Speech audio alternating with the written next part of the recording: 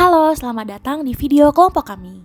Di sini kami akan menjelaskan suatu jurnal dengan judul Nutty Genomic Modification Induced by Anthocyanin-rich bilberry extract in the hippocampus of ApoE deficient mice. Di sini kelompok kami terdiri atas Dea Ajeng Pratiwi, Denti Rizky Kinanti, dan Sasha Setiadi. Selamat menikmati!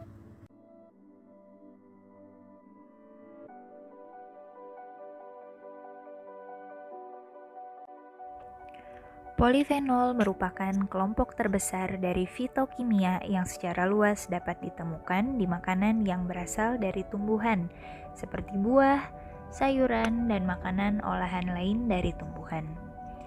Pada 2 dekade terakhir, senyawa kimia ini menerima banyak perhatian karena efek peningkatan kesehatan yang dihubungkan dengan konsumsi makanan kaya polifenol.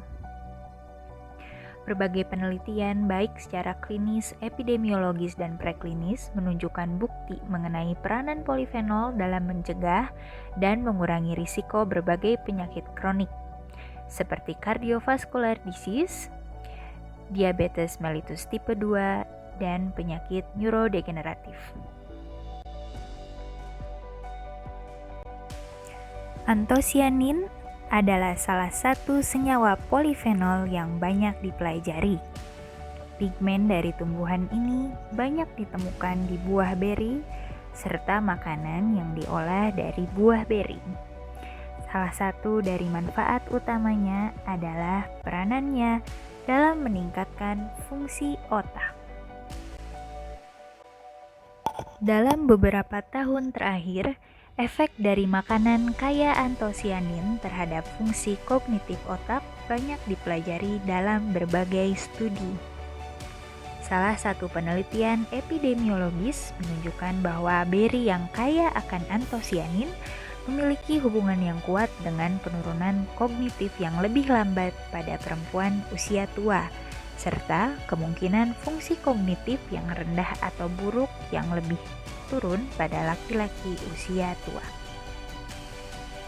Pada salah satu penelitian kohort di Amerika menunjukkan bahwa hasil penurunan risiko penyakit Parkinson berhubungan dengan asupan anthocyanin yang tinggi. Sedangkan pada salah satu uji klinis menunjukkan bahwa konsumsi anthocyanin baik secara jangka pendek maupun jangka panjang dapat memperbaiki beberapa aspek kognitif dalam berbagai kelompok umur.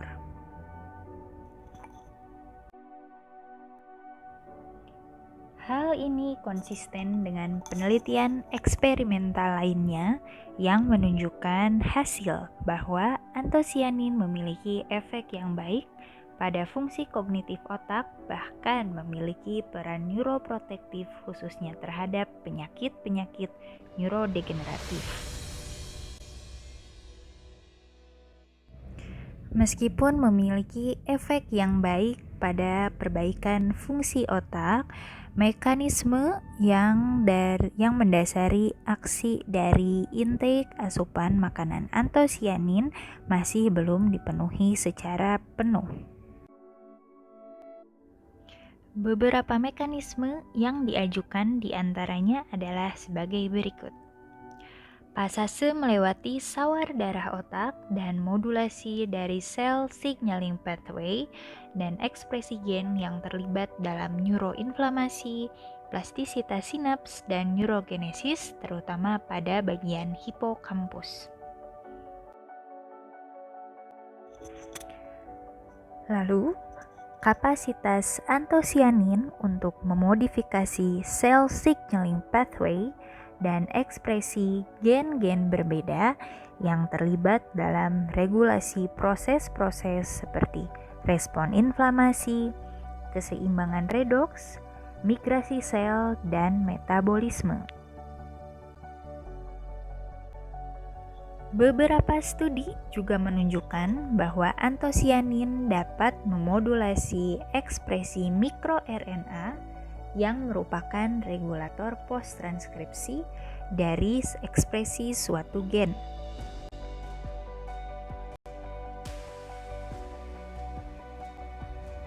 Tikus dengan defisiensi apoliprotein E banyak dimanfaatkan secara luas untuk mempelajari biologi vaskuler dan efek dari nutrisi termasuk polifenol untuk pencegahan disfungsi vaskuler dan penyakit-penyakit lain yang berkorelasi. Tikus-tikus ini dikarakteristikan dengan clearance lipoprotein yang buruk, akumulasi kolesterol, peningkatan inflamasi sistemik dan fungsi endotelial yang rusak. Hal ini menyebabkan terbentuknya plak aterosklerosis.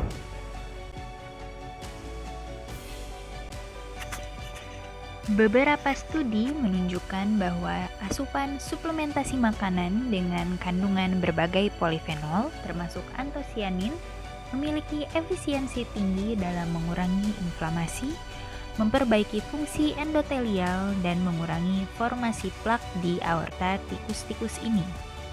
Selain itu, defisiensi apoliprotein E juga mempengaruhi fungsi otak yang semestinya.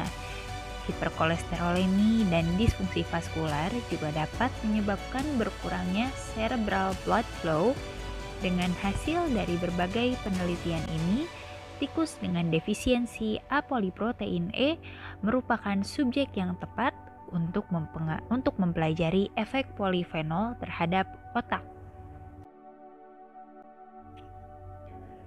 Tujuan dari penelitian ini adalah untuk menyelidiki efek dari suplemen ekstrak bilberry kaya antosianin terhadap ekspresi gen global di hipokampus tikus dengan defisiensi apoliprotein E untuk membantu pemahaman mekanisme molekuler yang berhubungan dengan efek neuroprotektif dari konsumsi makanan yang kaya akan antosianin.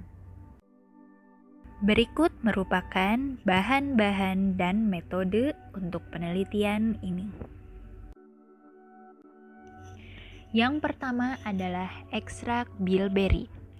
Ekstrak bilberry atau Vaccinium myrtillus L yang kaya akan antosianin disediakan oleh Verlux SA dan mengandung 52% antosianin yang diekspresikan sebagai cyanidin 3 glukosida yang ekuivalen dengan penelitian sebelumnya.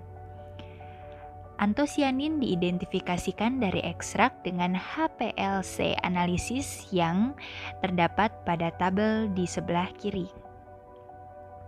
Total dari kandungan polifenol adalah sebanyak 62 gram gallic acid yang ekuivalen dengan 100 gram dari ekstrak bilberry. Binatang penelitian dan dietnya. Binatang penelitian yang digunakan adalah tikus homozigot dengan defisiensi apoliprotein E yang didapatkan dari laboratorium Jackson. Tikus ditempatkan pada kandang dengan suhu ruangan dan kelembapan yang relatif. Setelah berusia 8 minggu, tikus akan dibagi menjadi 2 kelompok berjumlahkan 6 dan diberi makan selama 12 minggu. Kedua kelompok ini merupakan kelompok dengan diet kontrol dan diet yang diberi suplementasi dengan bilberry ekstrak 0,02% kaya antosianin. Berikut merupakan analisis microarray yang dilakukan pada penelitian ini. Gen-gen diidentifikasikan dengan kriteria-kriteria yang dianggap akan diekspresikan secara berbeda di antara dua kondisi nutrisional yang berbeda. Analisis bioinformatika. Data nutrigenomik dianalisis dengan alat-alat bioinformatika yang berbeda. Untuk analisis dari interaksi protein-protein dilakukan menggunakan database string, sedangkan untuk struktur 3D dari protein diambil dari protein data bank.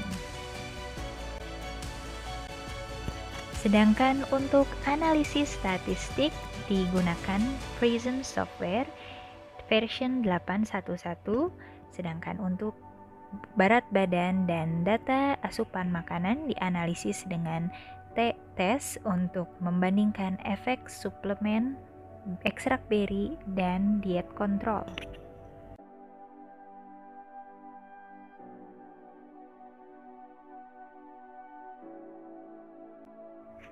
Efek dari asupan ekstrak beri terhadap berat badan dan asupan tubuh.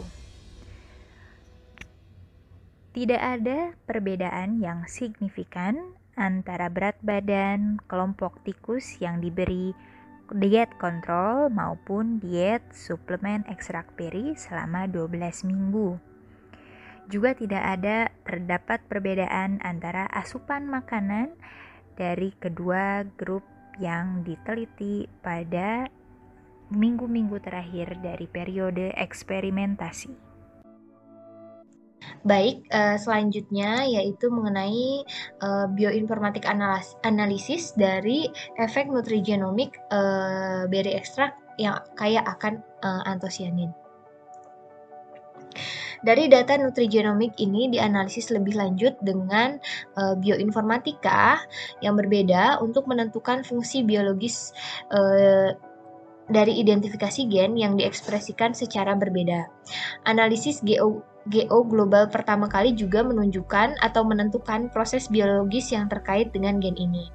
Analisis ini mengungkapkan bahwa suplementasi BE yang kaya antosianin memodulasi ekspresi gen yang terlibat dalam mengatur berbagai proses perkembangan seperti perkembangan sel otak, fosforilasi protein, adhesi sel ke sel, respon terhadap hipoksia, dan juga apoptosis. Seperti yang terlihat pada gambar di samping. Analisis jaringan gen juga diperoleh dengan pendekatan dan dilakukan lebih lanjut untuk pemeriksaan dan interpretasi yang lebih mendalam mengenai fungsi biologis yang terkait dengan ekspresi gen yang berbeda. Hasilnya menunjukkan bahwa BE yang kaya antosianin ini mengubah ekspresi gen yang mengatur perkembangan, pensinyalan sel, peradangan, organisasi sitoskeleton, siklus sel, dan juga kontradiksi otot. Nanti akan dilihat di gambar selanjutnya. Lebih khusus lagi, klaster jaringan perkembangan termasuk juga yang terkait dengan neurogenesis seperti panduan aksonal, regulasi panjang telomerase, dan sinyal hedgehog.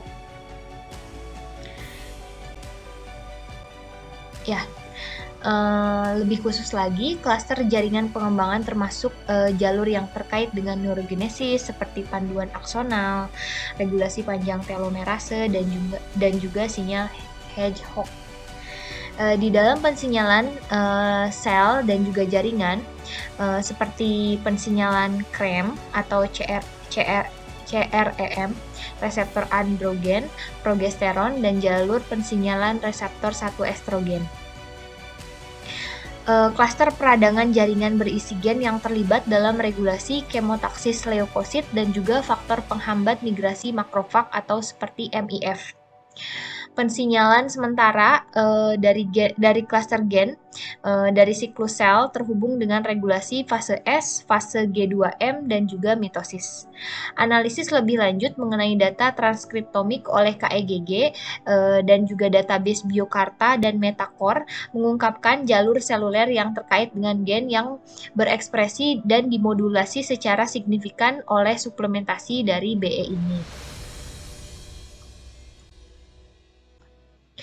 Baik, selanjutnya itu mengenai gen yang terkait dengan neurodegenerasi dan juga pengobatannya.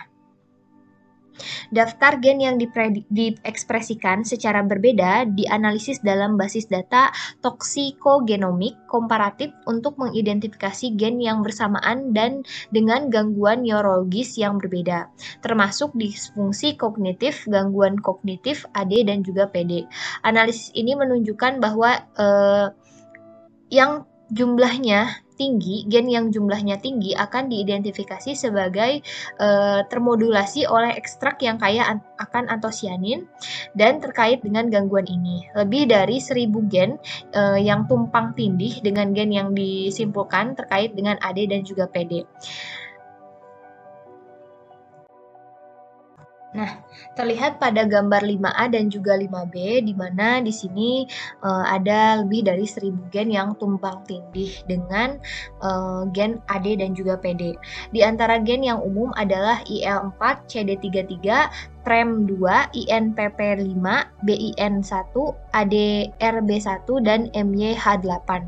Mengenai fungsi kognitif, lebih dari 900 gen yang mirip dan dengan disimpulkan dengan gen yang terkait dengan gangguan kognitif dan disfungsi kognitif seperti ACADL, ACTR6, BMP2, CDC40, GDF11, IL4, dan NOL10 pada gambar 5B.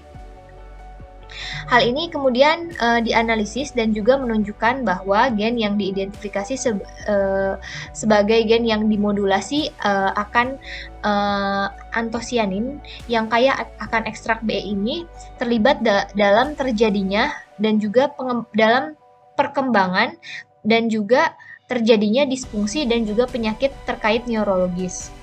Selanjutnya dianalisis juga mengenai gen yang berpotongan dan juga diekspresikan secara berbeda antara gen-gen yang disimpulkan dengan obat yang sangat umum untuk mengobati AD dan juga PD dan juga disfungsi kognitif termasuk donepezil, galantamin, dan rivastigmine, memantin, levodopa, carbidopa, safinamin, ropinirol, pramixpesol, benztropin, dan lain sebagainya. Di antara obat tersebut, kemudian diamati juga adanya tumpang tindih gen di antara gen yang berbeda yang diekspresikan oleh levodopa seperti AGT, ATXN2, CYP1A1, DRD1, DRD2, GABRG2, GAP43, NSF, PARK7, PDYN, SLC11A2, dan STMN1. Sedangkan sedikit adanya tumpang tindih yang diamati untuk donepezil, ropinirol, dan juga pramixpesol. Baik, selanjutnya mengenai protein-protein interaction prediction atau prediksi interaksi antara protein-protein, di mana gen-gen yang diekspresikan secara berbeda ini kemudian dianalisis lebih lanjut untuk membuat suatu jaringan interaksi antara protein-protein dan mengidentifikasikan simpul pusat yang disajikan dalam jumlah koneksi fungsional yang tertinggi. Yang modulasinya dapat secara signifikan mempengaruhi interaksi antara protein-protein dan juga fungsi seluler. Jaringan yang diperoleh termasuk 1702 node yaitu protein dan juga 2992 tepi. Diprediksi asosiasi fungsionalnya. Di dalam jaringan seperti yang ditunjukkan pada gambar di samping, bahwa protein ini diatur dalam 3 kelompok yang berbeda. Yang pertama ini berhubungan dengan protein yang terlibat dalam proteolisis yang dimediasi oleh ubiquitin yang ditunjukkan dengan warna hijau, kemudian pensinyalan PI3K AKT yang ditunjukkan dengan warna merah, dan reseptor ligan neuroaktif. Interaksi antara reseptor ligan neuroaktif yang ditunjukkan dengan warna biru. Protein yang menunjukkan derajat tertinggi ini termasuk CUL2, KFAP1, POLR2C, dan GNB4. Hasil identifikasi faktor transkripsi dan microRNA yang terlibat dalam modifikasi nutrigenomik. Untuk mengidentifikasi regulator transkripsi dan post-transkripsi, yakni microRNA potensial yang dapat memediasi efek nutrigenomik dari suplementasi bilberry ekstrak kaya antosianin. Dilakukan analisis differentially expressed genes menggunakan platform OmicNet, dan hasil menunjukkan regulator transkripsi yang diduga paling signifikan yaitu SP1, NF-κB1, TRP53, JUN, dan RELA. Sementara microRNA yang terlibat paling signifikan yaitu sebagai berikut. Multi-layer 3D examination dari regulatory networks menunjukkan tingkat interkonektivitas yang tinggi antara regulatory element, yakni faktor transkripsi atau microRNA dengan differentially expressed genes. Hasil interaksi antara major anthocyanins dan transcription factor.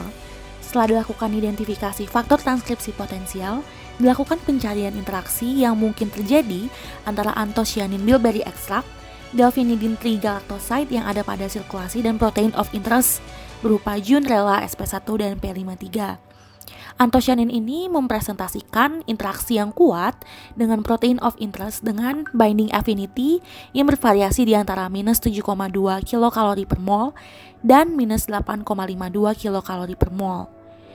Berikut adalah keterangan interaksi antara delphinidin trigalactoside dengan Junrela sp1 dan P53. Hasil ini menunjukkan bahwa anthocyanin yang ada pada bilberry extract dapat berinteraksi dengan protein yang terlibat dalam regulasi gene expression, sehingga dapat dijadikan sebagai salah satu mode aksi anthocyanin yang memungkinkan.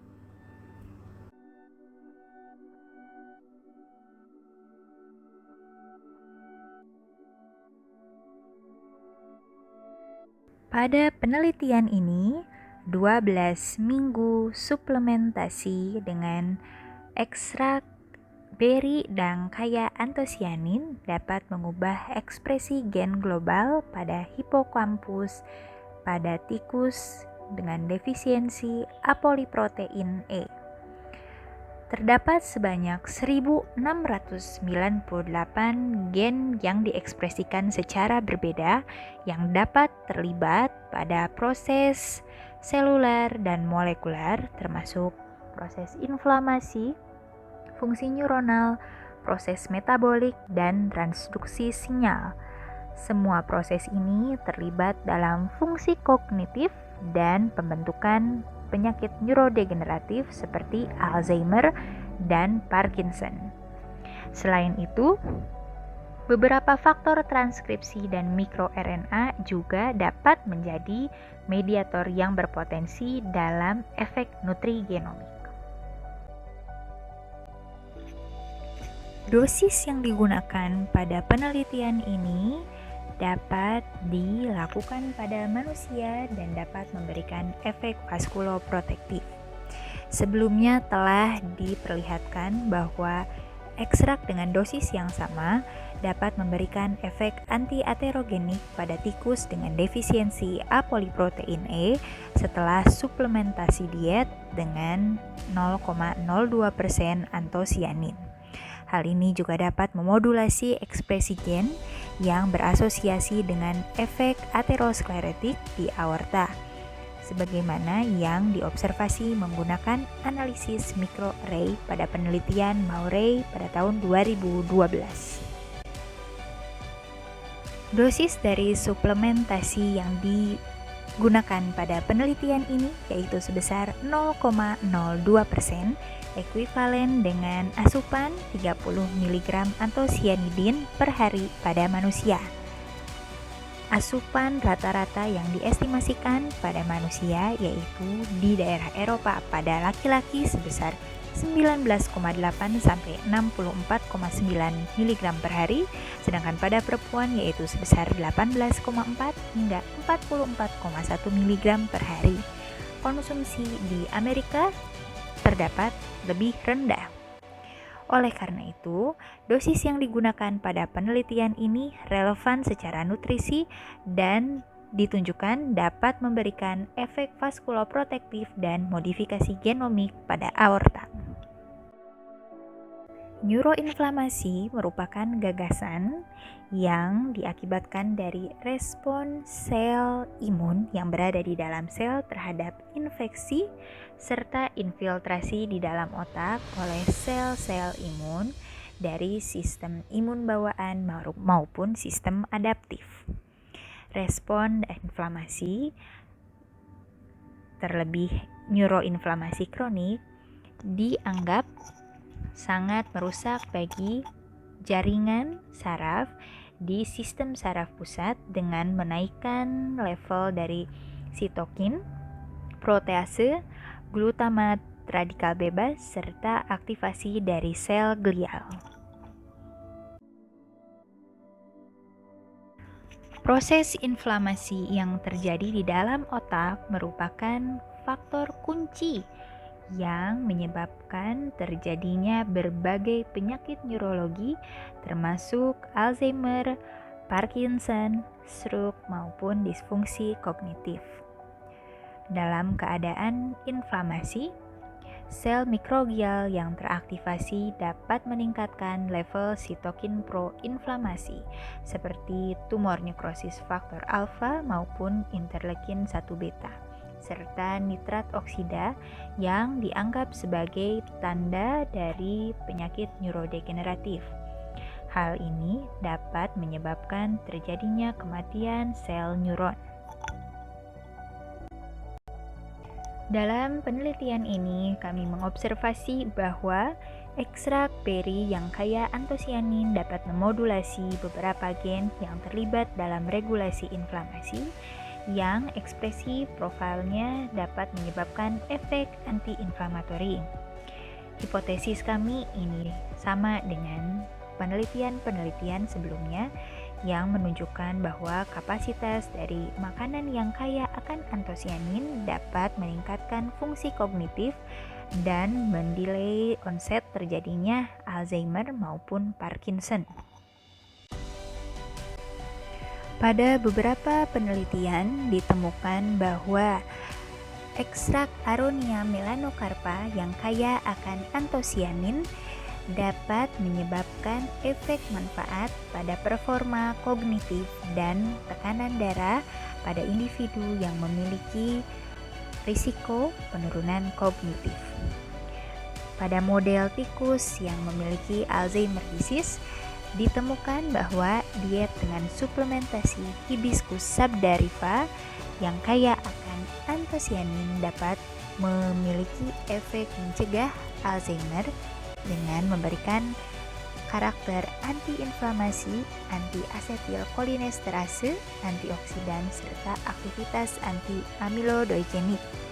Selain itu, terdapat juga data meskipun terbatas yang menunjukkan bahwa antosianin beserta polifenol lain dapat memberikan kontribusi untuk mencegah atau mendelay terjadinya Parkinson disease. Dalam penelitian ini ditunjukkan bahwa melengkapi diet tikus dengan nutrisi dosis yang relevan ekstrak antosianin yang kaya akan ekstrak BE ini dapat secara signifikan mengubah profil ekspresi gen global secara global ya. Oleh karena itu, pengamatan ini juga mendukung kapasitas antosianin dan juga bioaktif lain yang ada di ekstrak untuk mengerahkan in vivo dari efek genomik yang signifikan di dalam otak. Menariknya, temuan ini dengan baik melengkapi dan juga memperluas penelitian sebelumnya yang melaporkan bahwa bioaktif ini dapat memodulasi ekspresi gen in vivo di otak. Misalnya, antosianin bilberry adalah dilaporkan memodulasi ekspresi faktor inflamasi seperti TNF-alpha, NF, IL-1 beta, IL-6, NOS, COX2, dan CD33. Reseptor kemokin, CX3CR1, faktor homeostatik mikroglia seperti TREM2 dan juga TYROBP. Dan reseptor seperti TOL seperti TRL2 dan TRL4 menurut Lee et al. 2020. Suplementasi dengan ubi jalar ungu yang alami yang kaya antosianin juga dapat mempromosikan hipokampal, ekspresi hipokampal yang merupakan faktor neurotropik yang diturunkan dari otak dengan aktivitas AMP activated protein kinase dan menurunkan ekspresi TNF-alpha dan IL-1 beta dengan penekanan sinyal sitokin 3, allograf faktor inflamasi 1, dan juga galatekin 3. Sebagai catatan, pada studi ini menggunakan pendekatan yang ditargetkan dan juga meliputi analisis ekspresi dari beberapa gen tertentu. Dan juga sudah ditunjukkan sebelumnya bahwa antosianin in vivo ini juga dapat memodulasi sejumlah besar gen yang lebih dari beberapa ratus. Oleh karena itu, penggunaan pendekatan ini seperti yang tidak ditargetkan sebelumnya dan seperti yang sudah dilakukan dalam penelitian ini juga dapat memungkinkan mengidentifikasi semua gen yang ekspresinya dapat dimodulasi oleh antosianin dan muncul sebagai metode yang paling disesuaikan untuk menentukan ketepatan setepat mungkin mekanisme molekuler yang mendasari untuk kesehatan.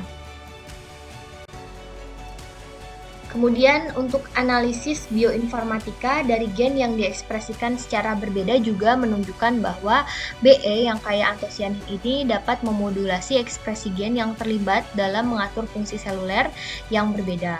Sekelompok gen di dalam jaringan dan juga jalur seluler yang terlibat dalam pengendalian peradangan juga sudah diungkapkan atau sudah terungkap. Di antara gen dan jalur yang diidentifikasi adalah kelompok gen yang terlibat dalam kemotaksis.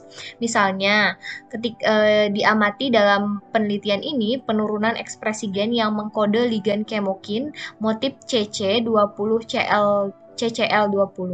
Peningkatan CCL20 pada otak terdeteksi sebagai respon terhadap neuro-derived stress sinuklei ekstraseluler dan berkontribusi pada peradangan saraf pada penyakit neurodegeneratif. Oleh karena itu, CCL20 ini menargetkan antibodi yang terbukti mengurangi peradangan pada tikus. Di sini juga diamati penurunan ekspresi gen yang mengkode ligan kemokin CXC13 atau CXCL13 dan reseptor kemokin CXC3C1 atau CX3CR1. CXCL13 ini memiliki dan juga terlibat dalam perekrutan sel B ke SSP di berbagai penyakit neuroinflamasi, tetapi juga degenerasi saraf dan juga pada degenerasi saraf dan juga gangguan kognitif. Berkurangnya ekspresi reseptor kemokin CXC3CR1 oleh RNA sebagai pengganggu kecil yang terbukti menurunkan kadar sitokinin proinflamasi seperti TNF-alpha, IL-1 beta, dan IL-6 pada otak tikus setelah iskemia. Selain itu, hipokampus berkurang tingkatnya dari CXC3CR1 di mana terjadi downregulasi dari beberapa sitokin proinflamasi dan disfungsi kognitif terbalik diamati juga pada hewan model AD setelah pemberian antosianin bilberry. Di sini juga dideteksi peningkatan ekspresi IL-4 yang mengkode sitokinin antiinflamasi yang diproduksi oleh sel TH2 yang memiliki kapasitas untuk melemahkan peradangan saraf terkait usia dan AD dilaporkan dalam beberapa penelitian pada hewan. Oleh karena itu, modulasi ekspresi ini dan kemokin lainnya pada reseptor di hipokampus mengikuti suplementasi dengan BE yang kaya akan antosianin menunjukkan anti-neuroinflamasi dengan efek perlindungan terhadap neurodegeneratif. Analisis bioinformatik yang dilakukan menunjukkan bahwa bilberry extract dapat memodulasi ekspresi beberapa gen yang terlibat di dalam pathway yang terkait dengan metabolisme seperti OXPHOS, purin, dan pyrimidin. OXPHOS atau oxidative phosphorylation merupakan jalur metabolisme yang bertanggung jawab dalam sebagian besar produksi ATP pada otak yang mempertenagai proses signaling sel dan aktivitas neuron. Perubahan ekspresi dari beberapa komponen sistem OXPHOS seperti mitokondrial kompleks 1 dan ATP sintase telah terdeskripsikan pada otak penderita Alzheimer yang dapat diasosiasikan dengan produksi energi dan disfungsi neuron yang terganggu. Nukleotida berpartisipasi pada metabolisme energi dan regulasi aktivitas neuron serta fungsi kognitif. Ekspresi terderegulasi dari gen-gen yang terlibat pada metabolisme nukleotida memiliki asosiasi dengan otak penderita Alzheimer dan Parkinson disease. Melalui data-data ini, dengan memodulasi ekspresi gen yang berhubungan dengan jalur metabolisme oxpos dan nukleotida, maka konsumsi bilberry ekstrak kaya antosianin dapat mempengaruhi metabolisme seluler dan memberikan efek neuroprotektif. Hasil identifikasi gen yang diekspresikan secara berbeda juga terlibat dalam PI3K-AKT signaling yang mengelola berbagai peristiwa kompleks dalam mengatur respons neuroinflamasi mikroglia, metabolisme, dan kelangsungan hidup neuron. PI3K-AKT merupakan signaling phosphoinositide 3 kinase atau PI3K dan disebut juga sebagai fosfatidilinositol 3 kinase dan AKT yang merupakan protein kinase B.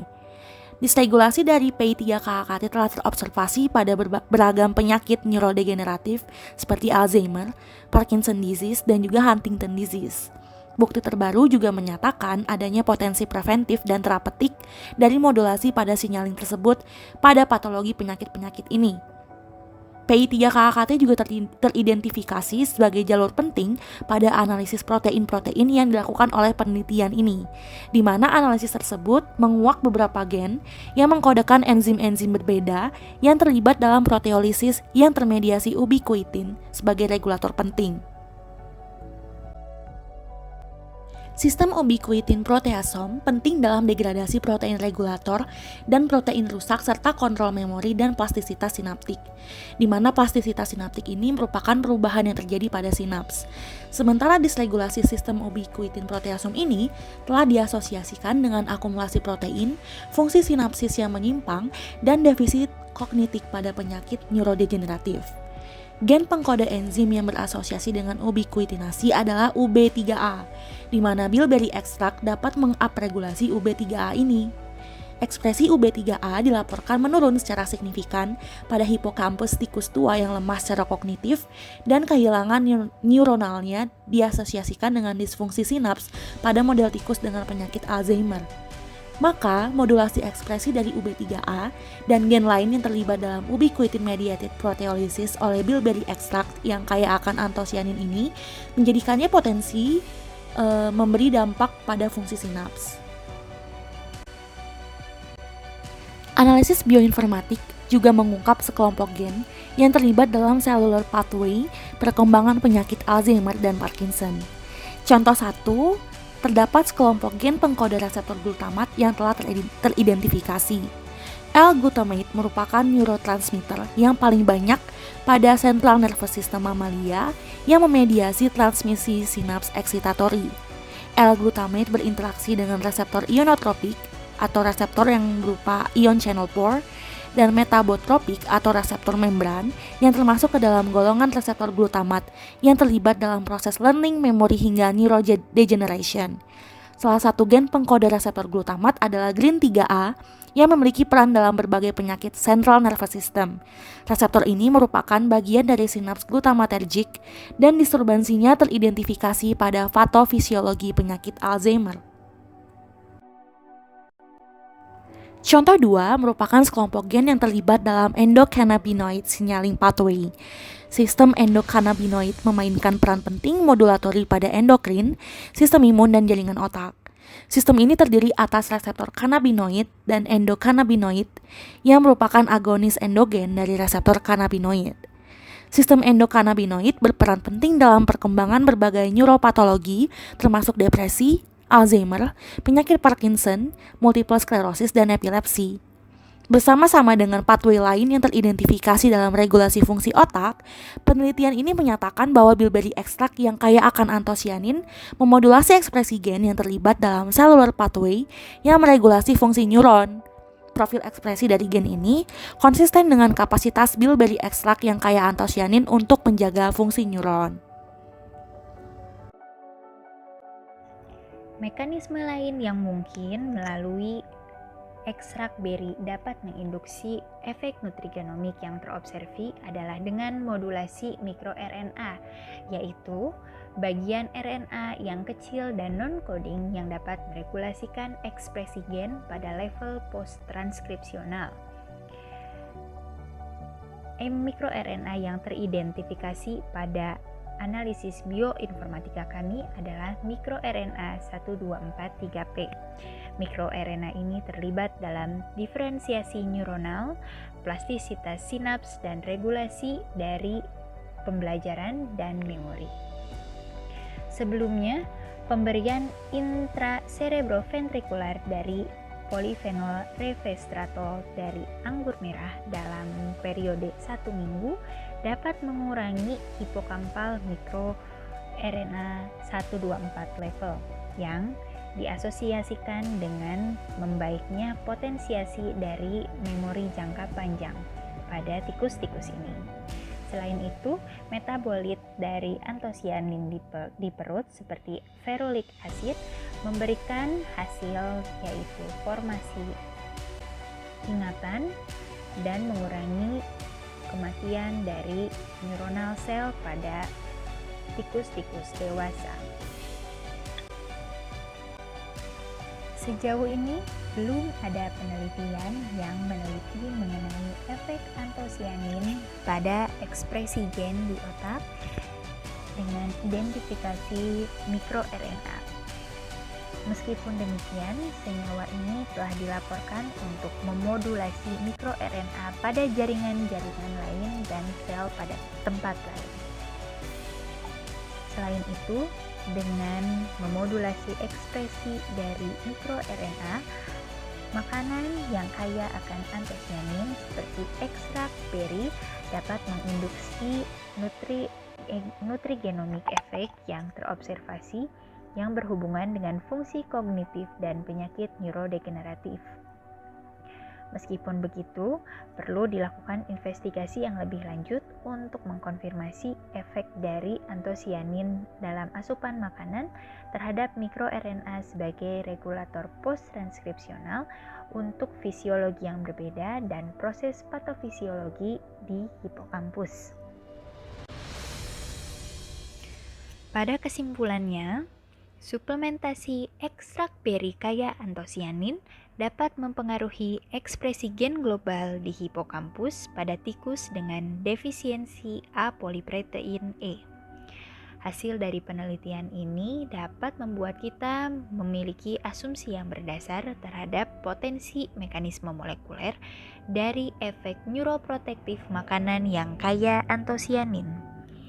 Lebih dari penyakit neurodegeneratif, hasil dari penelitian ini juga memiliki manfaat pada penyakit-penyakit di bidang neuropsikiatrik. Temuan dari penelitian ini juga menyediakan hasil-hasil terbaru dari potensi target molekuler dan aksi mekanisme protektif dari senyawa antosianin. Terima kasih atas perhatian para penonton.